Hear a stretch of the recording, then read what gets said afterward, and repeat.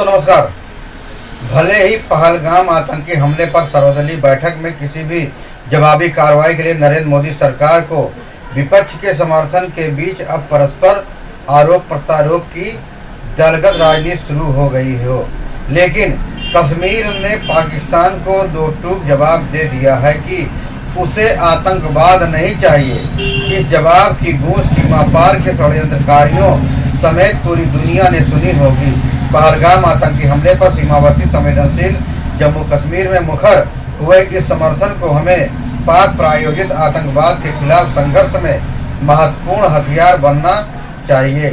कश्मीर की आज़ादी के नाम पर दशकों से अलगाववाद और आतंकवाद का खेल रहे पाकिस्तानियों को पहली बार अपना यह दांव उल्टा पड़ता दिख रहा है।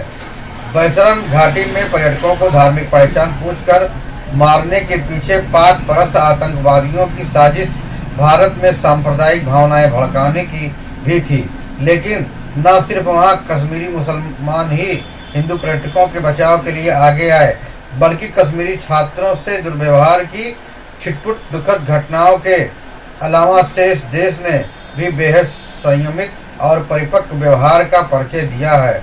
शायद ही किसी ने यह अपेक्षा की होगी कि आतंकी हमले की निंदा करते हुए कश्मीर की मस्जिदों में मृतक पर्यटकों को श्रद्धांजलि दी जाएगी, लेकिन ऐसा हुआ।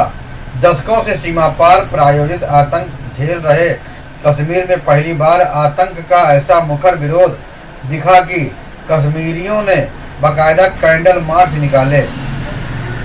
पहली बार ही जम्मू कश्मीर विधानसभा का विशेष सत्र बुलाकर पहलगाम हमले की निंदा करते हुए दो टूक शब्दों में संदेश दिया गया कि कश्मीर और भारत एक ही है।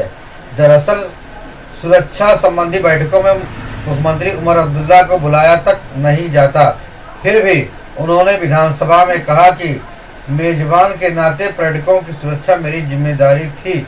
मृतकों के परिजनों से क्या कहूँ, माफी के लिए मेरे पास शब्द नहीं है। राजनेता अक्सर आपदा में अवसर तलाशने के लिए जाने जाते हैं, लेकिन ऐसे मौके पर जम्मू कश्मीर का राज्य का दर्जा बहाल करने की मांग करने से इनकार करते हुए उमर ने कहा कि ऐसी सियासत इतनी सस्ती नहीं है। बेशक अतीत के घटनाक्रम के मद्देनजर कश्मीर के ज़्यादातर राजनेताओं की विश्वसनीयता संदेह और सवालों के घेरे में रही है, लेकिन पहलगाम के शोक और आतंकवाद के विरुद्ध आक्रोश में शेष देश के साथ शरीक होकर उमर और कश्मीर ने नई सुबह का संदेश दिया है। जिस कश्मीर के कुछ लोगों पर पाकिस्तान से मिलीभगत और आतंकवादियों से सहानुभूति के आरोप लगते रहे, चंद रुपयों के लिए सुरक्षा बलों पर पत्थरबाजी के लिए युवा आगे आते रहे, उसी कश्मीर में पहलगाम हमले के बाद 3 दिन तक बंद का माहौल रहा। बंद ज़्यादा महत्वपूर्ण इसलिए भी रहा क्योंकि उसका आह्वान किसी राजनीतिक दल या संगठन ने नहीं किया था। बंद पूरी तरह स्वतः स्फूर्त था। दरअसल आम कश्मीरी भी पाकिस्तान और उसके पालतू आतंकवादियों से तंग आ गया है। उसकी करतूतों से पर्यटन समेत अर्थव्यवस्था और जनजीवन तो बर्बाद ही हो चुके हैं।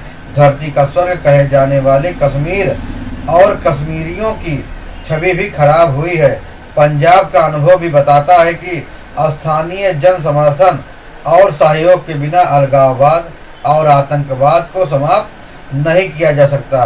वह समर्थन और सहयोग तभी मिलता है जब स्थानीय निवासी आतंकवादियों की हरकतों से तंग आकर मुखर होने लगते हैं और पुलिस प्रशासन में उनका विश्वास बहाल होने लगता है।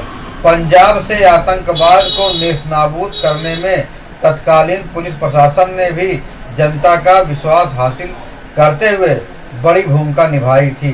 पंजाब के उस अनुभव से सीखते हुए जम्मू कश्मीर में भी आतंकवाद के विरुद्ध मुखर जन आक्रोश को पुलिस प्रशासन के साथ समर्थन और सहयोग में तब्दील करने की रणनीति बनाई जानी चाहिए। अलगाववाद और आतंकवाद के विरुद्ध कश्मीर में जमीनी लड़ाई में वहां के युवा महत्वपूर्ण भूमिका निभा सकते हैं, जिन्हें बेहतर शिक्षा और कैरियर संभावनाएं चाहिए। पर जम्मू कश्मीर की निर्वाचित उमर अब्दुल्ला सरकार पर केंद्र सरकार के विश्वास के बिना यह संभव नहीं हो पाएगा। पंजाब में भी अलगाववाद और आतंकवाद का समूल नाश तभी हो पाया जब केंद्र और राज्य सरकार ने बेहतर समन्वय के साथ हर मोर्चे पर कार्रवाई की। दशकों से आतंकवाद से रक्त रंजित कश्मीर अब शांति और सौहार्द के साथ राष्ट्रीय मुख्यधारा में शामिल होने की इच्छा शक्ति का संकेत दे रहा है, जिसे समझकर सकारात्मक प्रत्युत्तर देने में विलंब नहीं होना चाहिए। आपको यह खबर कैसी लगी? फिर मिलेंगे नई जानकारी के साथ, नई खबरों के साथ। तब तक के लिए जय हिंद, वंदे मातरम।